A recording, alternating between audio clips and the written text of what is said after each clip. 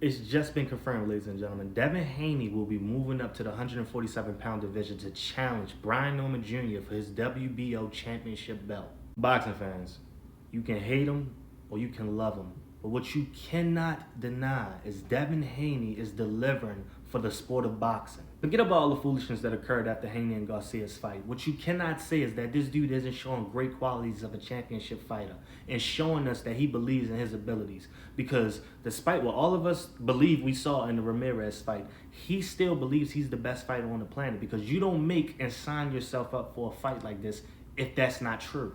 The dude is jumping up to a weight class he never fought before against a championship fighter who's a puncher, whose specialty is the same left hook punch that gave him so much problems in the past. Listen, I respect Devin Haney, because not a lot of fighters would have the heart to sign themselves up for a mission like this in the current state that their names is in. So many people will be thinking about respecting the brand. He didn't have to fight Brian Norman Jr. This is something out of the blue. He pursued this, which means he sees something in this fight that he can exploit. Listen, but the reality is this: you lose this fight, your career is basically over. And this fight can play out either two ways.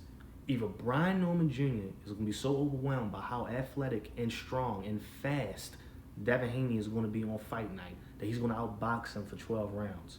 Or we're going to see Devin Haney get clipped mid-fight and his career will be over. And from Brian Norman Jr., this is something that him and his father have been begging for a very long time. You beat a fighter with a name like this, you instantly become a pay-per-view fighter, and your career takes a very positive jump. Turki Al-Sheikh is delivering for the sport of boxing. You mean to tell me we got Abdullah Mason versus Sam Noakes for the WBO lightweight championship of the world? Then you turn around, you got Norman versus Haney for the WBO welterweight championship of the world. Then you're giving us the main event as David Benavidez versus Anthony Yarde. We're getting spoiled at this point. This is a great direction that boxing is headed in.